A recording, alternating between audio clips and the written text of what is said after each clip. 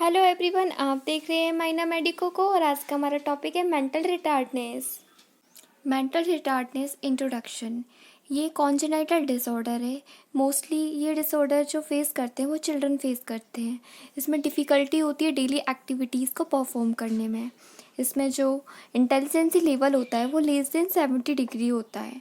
इसमें है ना, ब्रेन प्रॉपरली वर्क नहीं करता है, बट हाइट में या फिर ग्रोथ में इसमें कोई इफ़ेक्ट नहीं पड़ता है। मेंटल रिटार्डनेस डिसऑर्डर ये मेल्स में कॉमन है comparison to girls. A condition where intelligence is low and sub-average, learning and low performance.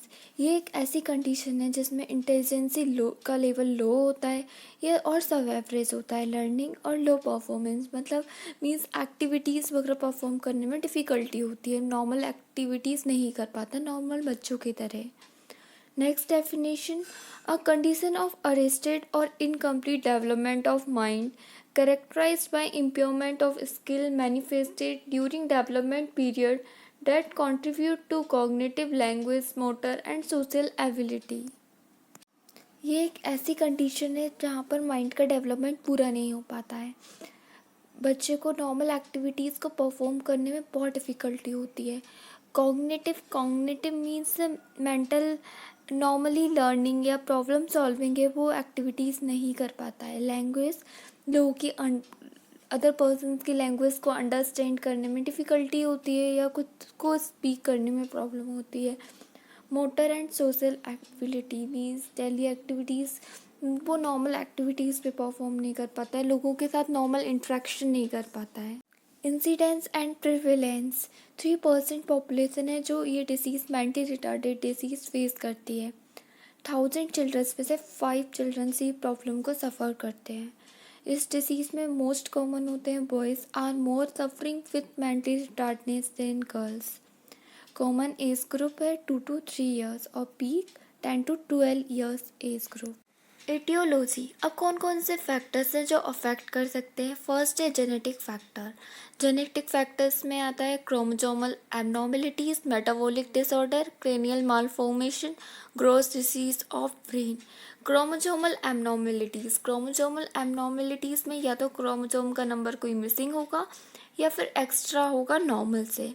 Normal chromosomes होते हैं 46। सेकेंड है मेटाबॉलिक डिसऑर्डर। मेटाबॉलिक डिसऑर्डर में या तो कोई केमिकल रिएक्शंस नॉर्मल से ज़्यादा होगा या फिर कम होगा, उसको हम मेटाबॉलिक डिसऑर्डर बोलते हैं।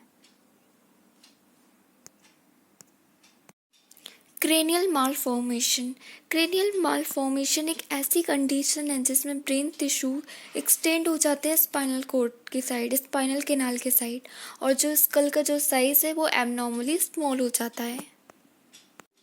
ग्रोस डिसीज ऑफ ब्रेन, इसमें ब्रेन की सेल्स का लॉस होने लगता है।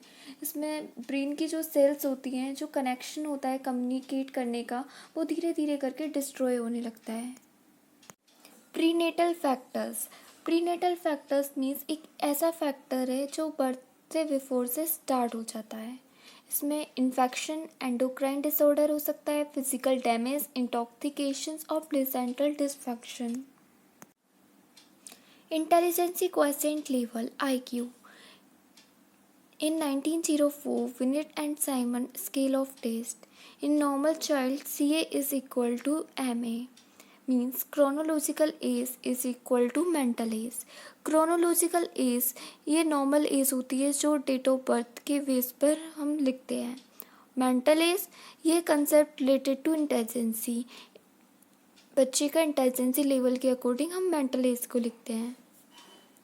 IQ ये इंटेलिजेंसी क्वोशिएंट लेवल को फाइंड करने का फॉर्मूला है, mental as upon chronological age into 100।